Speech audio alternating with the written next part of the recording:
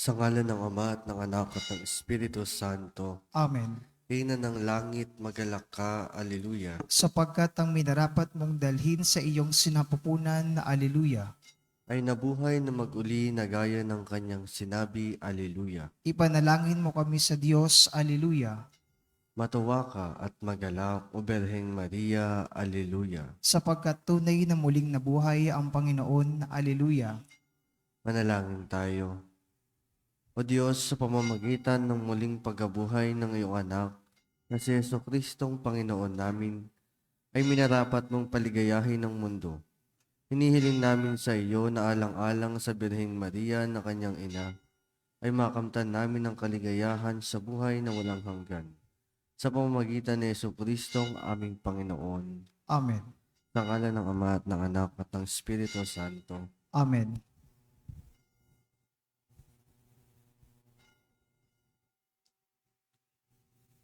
At ang mamumuno po sa ating banal na pagdiriwang ngayon ay ang ating Kura Paroko, Reverend Father Douglas D. Badong.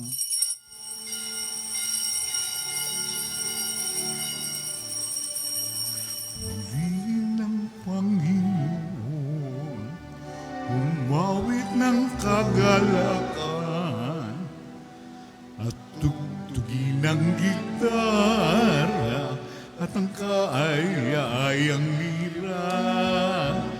Ipanyo ang trumpeta, kaya Panginooy dinggin, ang landas niya'y tahakin, habang buhay ay purihin, kagandahang loob niya sa atin. Purihin ang Panginoon, umawit ng kagalakan, at tugtugin ang gitara, at ang kaaya-ayang lira. Ipan ninyo ang trumpeta, ipan ng trumpeta.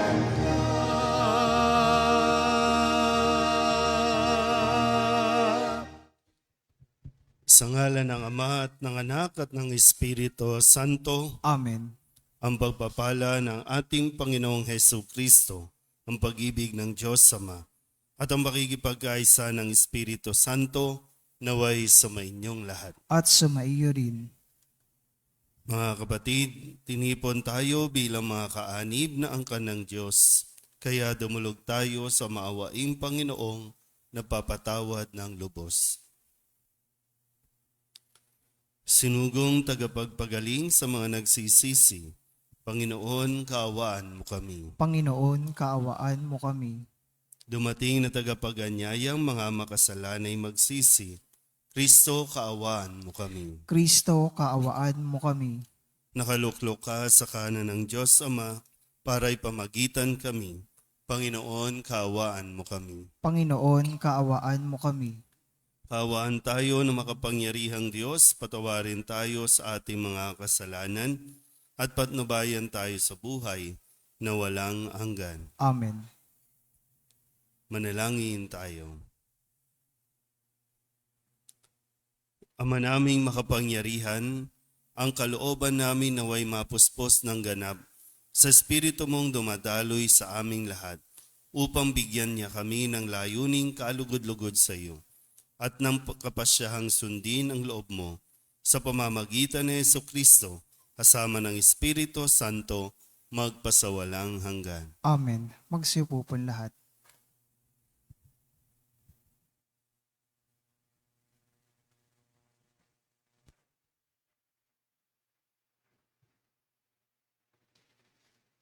Pagbasa mula sa gawa ng mga apostol. Noong mga araw na iyon, ibig matiyak ng pinuno kung ano nga ang sakdal ng mga Hudyo laban kay Pablo. Kaya't pinagpulong niya kinabukasan ang mga punong saserdote at ang punong Sinedrin. Saka kinalagan si Pablo. Ipinanaog at iniharap sa kanila. Alam ni Pablo na doon may mga Saduseyo at Pariseyo. Kaya't sinabi niya ng malakas, "Mga kapatid, ako'y Pariseyo, anak ng mga Pariseyo. Dahil sa pag-asa kong muling mabubuhay ang mga patay, ako'y nililitis ngayon." Matapos itong sabihin ni Pablo, nagtalo-talo ang mga Pariseyo at ang mga Saduseyo at nahati ang kapulungan. Sapagkat ang sabi ng mga Saduseyo, hindi muling mabubuhay ang mga patay at walang anghel o Espiritu Santo. Subalit ang mga Pariseyo na may naniwala sa lahat ng ito.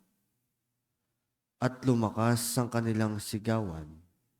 Tumindig ang ilan sa mga eskribang panig ng mga Pariseyo at malakas na tumutol. Wala kaming makitang pagkakasala ng taong ito. Ano kung may isang espiritu o isang anghel na nagsalita sa kanya? At nang maging mainitan na ang kanilang pagtatalo, natakot ang pinuno na baka lurayin nila si Pablo. Kaya't pinapanaog niya ang mga kawal, pinakuha si Pablo at ipinapasok sa kuta. Kinagabihan, tumayo ang Panginoon sa tabi ni Pablo at sinabi sa kanya, "Lakasan mo ang iyong loob. Nagpatotoo ka tungkol sa akin dito sa Jerusalem. Ganyan din ang gawin mo sa Roma." Ang salita ng Diyos. Salamat sa Diyos. Salmong tugunan ng ating pong itutugon. Diyos ko ang aking dalangi, ako'y iyong tangkilikin. Tayo pong lahat. Diyos ko ang aking dalangi, ako'y iyong tangkilikin. O Diyos, ako'y ingatan mo. Ingatan ng iyong lingkod. Ang hangad ko ay maligtas, kaya sa iyo dumudulog. Ika'y aking Panginoon, ang wika ko sa aking Diyos. Kabutihang tinanggap ko, ikaw ang nagkaloob. Ikaw lamang upuan ko ang lahat sa aking buhay. Ako'y iyong tinutugon sa lahat kong kailangan. Tugon.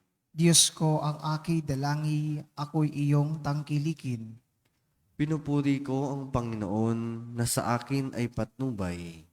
Kahit gabi, diwa niya ang sa akin umaakay.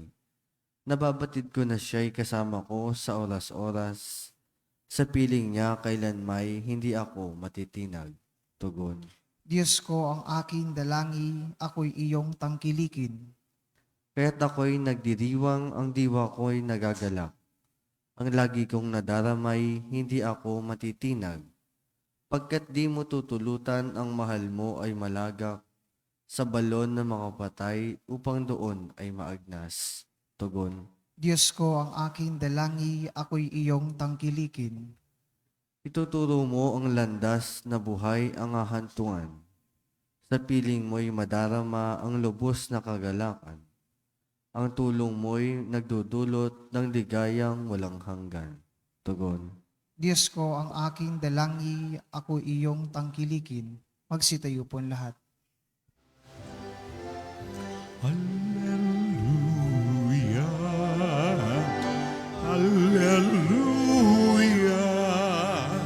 Ikaw, Panginoon, ang sangdaan, ang buhay at ang katotohanan.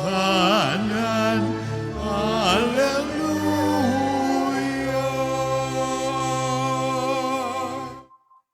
Sumainyo ang Panginoon. At sumaiyo rin. Ang mabuting balita ng Panginoon ayon kay San Juan. Papuri sa iyo, Panginoon. Noong panahong iyon, tumingala si Jesus at nanalangin. Amang banal, hindi lamang ang aking mga alagad ang idinadalangin ko, kundi pati ang mga mananalig sa akin dahil sa kanilang pahayag. Maging isa nawa silang lahat, Ama ko. Kung paanong ikaw ay nasa akin at ako'y nasa iyo, gayon din naman maging isa sila sa atin upang maniwala ang sanlibutan na ikaw ang nagsugo sa akin. Ang karangalang ibinigay mo sa akin ay binigay ko sa kanila upang sila'y ganap na maging isa. Gaya nating iisa. Ako'y nasa kanila at ikaw ay nasa akin upang lubusan silang maging isa.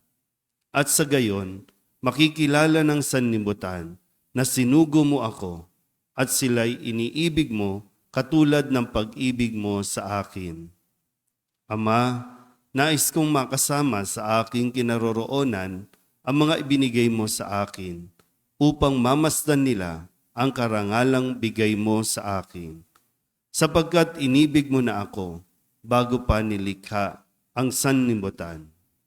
Makatarungang Ama, hindi ka nakikilala ng sanlibutan, ngunit nakikilala kita at nalalaman ng mga ibinigay mo sa akin na ikaw ang nagsugo sa akin.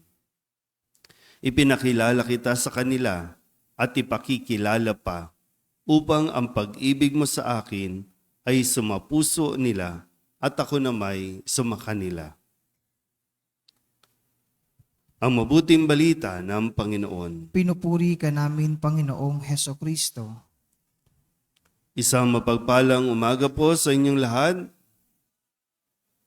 Ngayon po ay Huwebes ng ikapitong linggo ng Pasko ng Pagkabuhay at habang nalalapit po tayo sa ating pagdiriwang ng pagbaba ng Espiritu Santo ay muli ating narinig mula sa Ebanghelyo ni San Juan ang pagpapatuloy o ang karugtong ng panalangin ni Jesus. Kung kahapon ay para sa kanyang mga alagad, ngayon naman sabi po dito, kasama maging ang mga mananalig pa lang dahil sa kanila.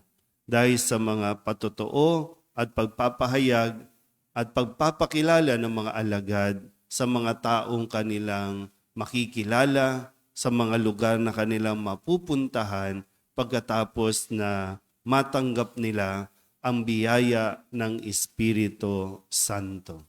Pero maganda po na pagnilayan din natin itong nilalaman ng panalangin ni Jesus sa kanyang Ama. Na talagang pinagigiitan yung hangarin na nawa tayo ay maging isa. At mangyayari lang yan kung ang lahat sa atin ay nakatuon doon sa pinakasentro ng atin pong misyon, ang makilala ang Diyos at ipakilala ang Diyos. Kasi hindi natin maipapakilala ng lubusan ang ating ipinapahayag kung tayo mismo muna ay hindi nagkakaisa. Kaya pinagigiitan ni Jesus, maging isa nawa sila. Ngayon, kung ang dalangin ni Jesus ay maging isa tayo, ano yung mga dahilan bakit ayaw natin makipag-isa? Ano ba kayo ba mga naririto? Mag-isa lang talaga sa buhay? Ano ba yan? By choice ba yan? O ano ba? Nasaan ba ang inyong mga asawa? Nasaan ba ang inyong mga anak? Mag-isa ka ba dahil sa ugali mo? Kaya ka mag-isa? Ano bang dahilan?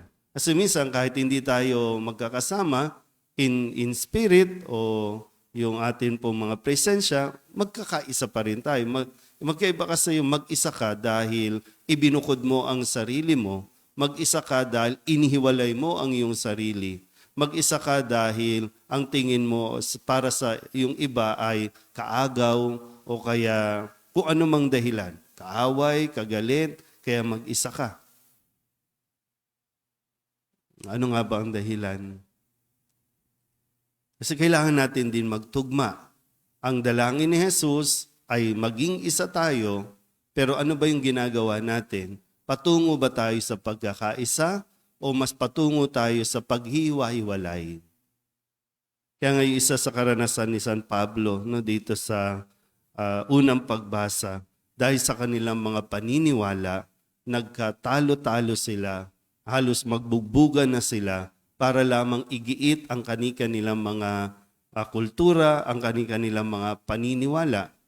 Pero ganun pa man, nagpapatuloy si San Pablo dahil malinaw sa kanya, kaisa siya ng iba pang mga alagad, lalong-lalo na kaisa siya ni Kristo sa pagpapahayag ng mabuting balita. Kaya ngayon, muli, babalik ko, bakit ka mag-isa? Bakit tayo nag-iisa? Pinili ba natin at mas ginugusto natin mag-isa na lang tayo kaysa ang makipagkaisa, makipag-ayos o makipagkasundo? Pag nilayan natin na mabuti, no, itong atin pong nagiging pamumuhay dahil ang tagumpay ng ating misyon ay hindi magagawa ng iisang tao lamang. Kailangan natin matutunan paano makipagkaisa. Amen?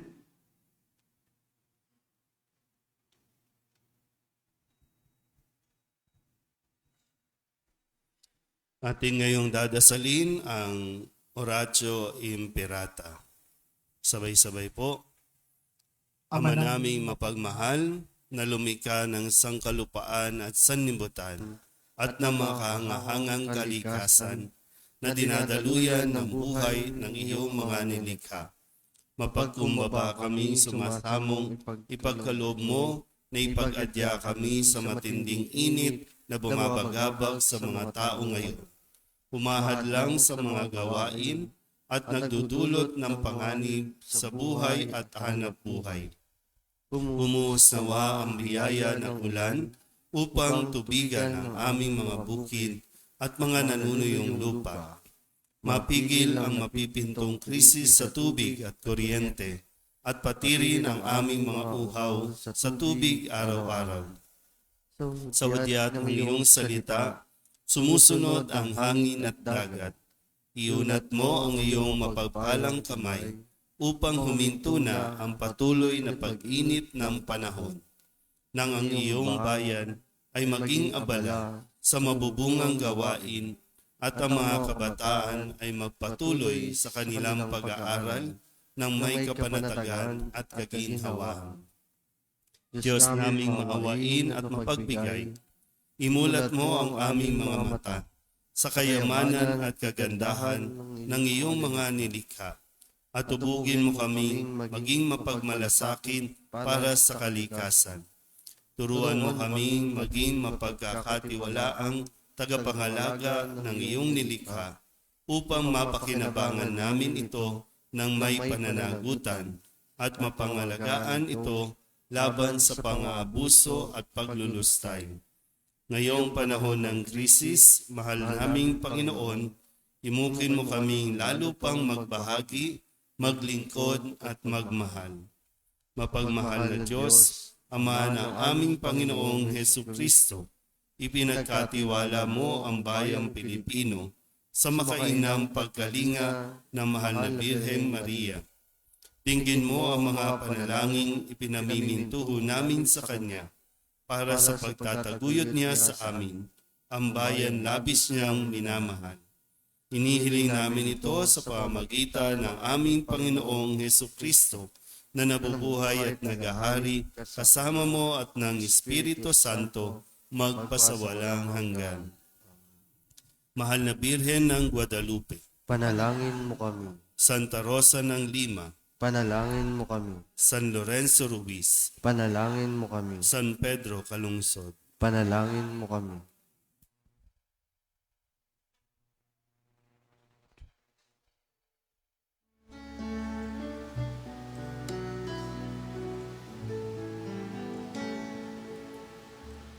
Alay namin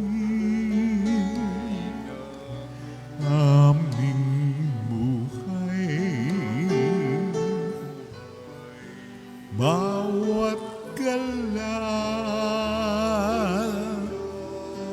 at lumbay, bawat pangarap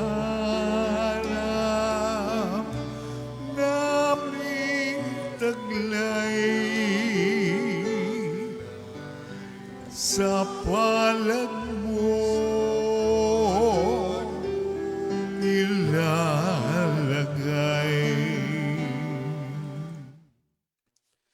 Manalangin kayo mga kapatid upang paghahain natin ay kalugdan ng Diyos amang makapangyarihan. Tanggapin nawa ng Panginoon itong paghahain sa iyong mga kamay, sa kapurihan niya at karangalan sa ating kapakinabangan at sa buong sambayanan niyang banal. Ama naming lumikha, para mo ng awa, gawin mong banal ang mga alay naming iyo sanang kalugdan, at kami gawin mong haing sa iyo'y laging nakalaan sa pamamagitan ni Jesucristo, kasama ng Espiritu Santo, magpasawalang hanggan. Amen. Sumainyo ang Panginoon. At sumaiyo rin. Itaas sa Diyos ang inyong puso at diwa. Itinaas na namin sa Panginoon. Pasalamatan natin ang Panginoong ating Diyos. Marapat na siya ay pasalamatan. Ama naming makapangyarihan, tunay nga marapat na ikaw ay aming pasalamatan. Ngayong ipinagdiriwang ang paghahain ng Mesiyas, ang maamong tupa na tumubos sa aming lahat. Naghahaing walang humpay ang anak mong minamahal upang magkasalo-salo ang tanan sa piging ng iyong buhay. Hindi na mamamatay ang inihain sa krus, ang sa krus ipinakoy, buhay lagi bilang handog. Kaya kaysa ng mga anghel na nagsisiawin ng papuri sa iyo, nang walang humpay sa kalangitan, kami nagbubuni sa iyong kadakilaan.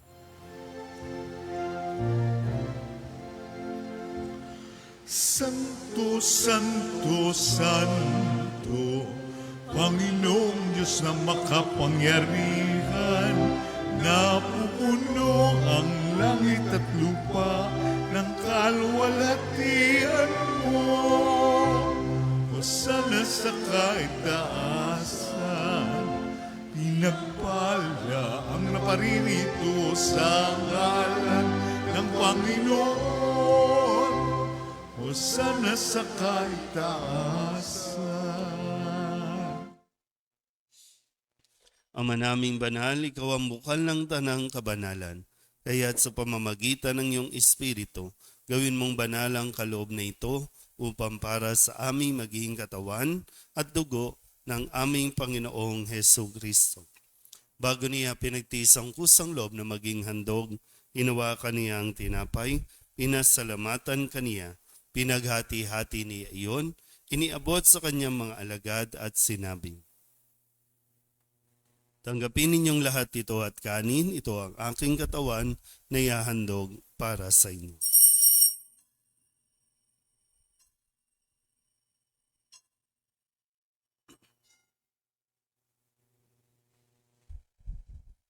Gayun din naman nang matapos ang hapunan, hinawakan niya ang kalis, muli kaniyang pinasalamatan. Iniabot niya ang kalis sa kanyang mga alagad at sinabi, tanggapin ninyong lahat ito at inumin. Ito ang kalis ng aking dugo, ng bago at walang hanggang tipan. Ang aking dugo na ibubuhos para sa inyo at para sa lahat sa ikapagpapatawad ng mga kasalanan. Gawin ninyo ito sa pag-alaala sa akin.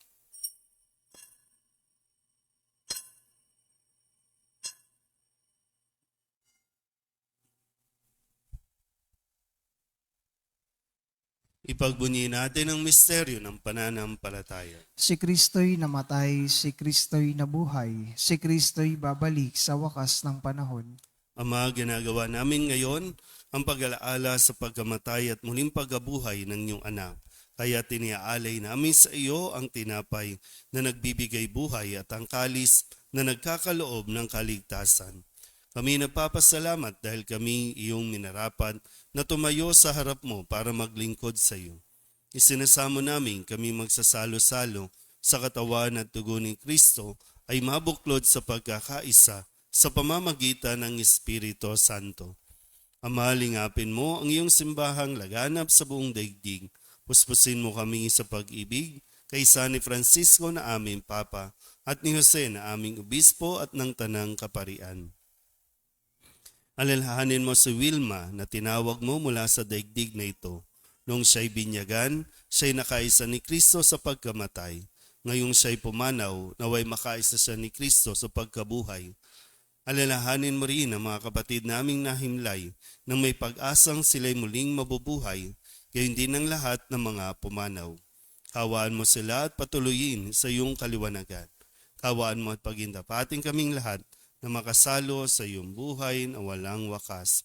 kaysa ng mahal na Birhen Maria na ina ng Diyos, ng kabiyak ng puso niyang sa San Jose, kaysa ng mga apostol at ng lahat ng mga banal na namuhay dito sa daigdig ng kalugod-lugod sa iyo, may pagdiwang nawa namin ng pagpupuri sa ikararangal mo sa pamamagitan ng iyong anak na aming Panginoong Jesucristo.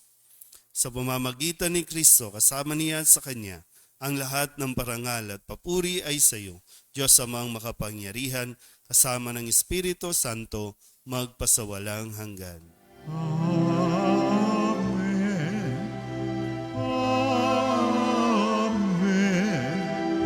Amen. Amen.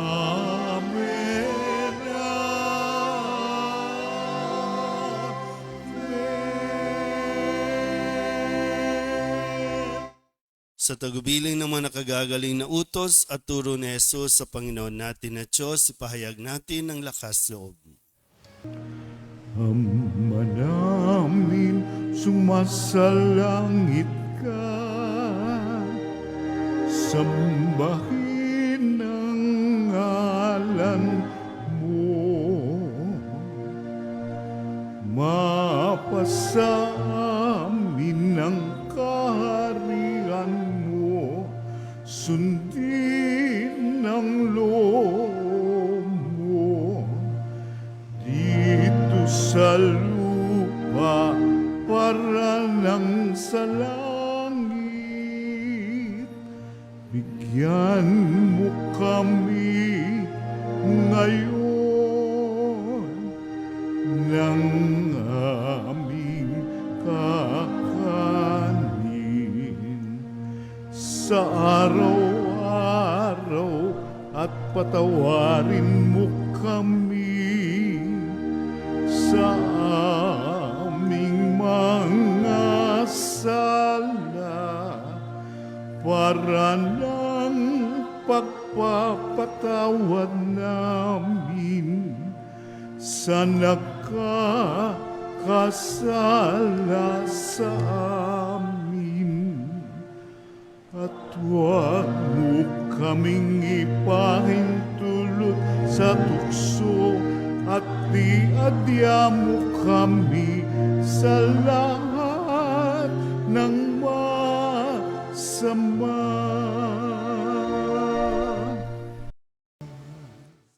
Hinihiling namin kami iadya sa lahat ng masama, pagkalooban ng kapayapaan araw-araw, iligtas sa kasalanan at ilayo sa lahat ng kapahamakan, samantalang aming pinananabikan ang dakilang araw ng pagpapahayag ng tagapagligtas naming si Jesucristo. Sapagkat iyo ang kaharian at ang kapangyarihan at ang kapurihan magpakilanman. Amen. Panginoong Jesucristo, sinabi mo sa iyong mga apostol, kapayapaan ang iniiwan ko sa inyo, aking kapayapaan ang binibigay ko sa inyo. Tunghayan mo ang aming pananampalataya at huwag ang aming mga pagkakasala. Pagkalooban mo kami ng kapayapaan at pagkakaisa ayon sa iyong kalooban, kasama ng Espiritu Santo, magpasawalang hanggan. Amen. Ang kapayapaan ng Panginoon ay laging sumainyo. At sumaiyo rin. Magbigayan po tayo ng kapayapaan sa isa't isa.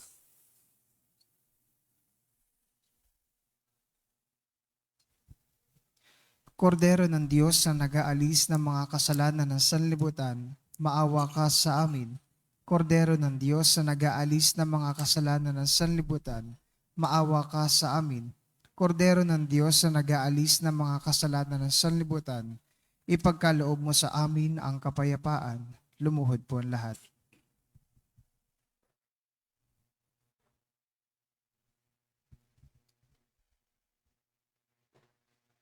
Ito ang kordero ng Diyos. Ito ang nag-aalis ng kasalanan ng sanlibutan. Mapalad ang mga inaanyayahan sa kanyang piging. Panginoon, hindi ako karapat-dapat na magpatuloy sa iyo, ngunit sa isang salita mo lamang ay gagaling na ako. Katawan ni Kristo. Amen.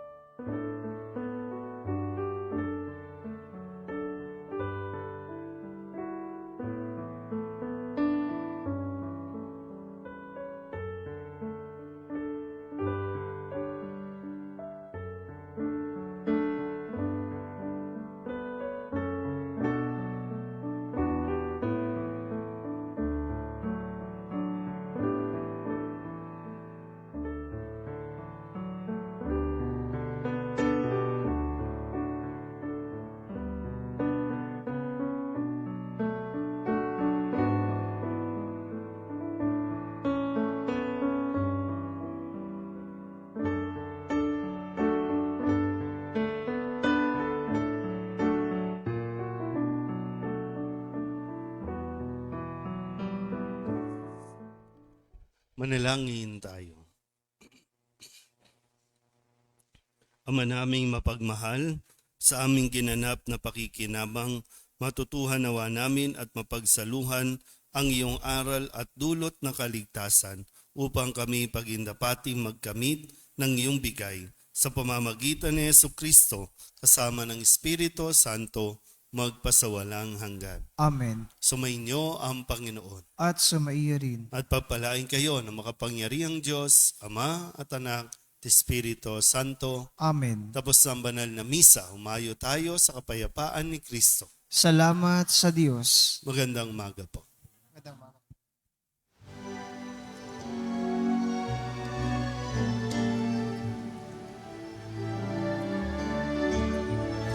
Humayo na't ipahayag kanyang pagkalinga habang sa buhay pag-ibig at katanungan, tanda ng kanyang kaharian. Sa panahong tigang ng lupa, sa panahong ngangani sa gana, sa panahon ng digmaan at kaguluhan, sa panahon ng kapayapaan, humayo na't ipahayag kanyang pagkalinga habang sa buhay pag-ibig at katarungan, tanda ng kanyang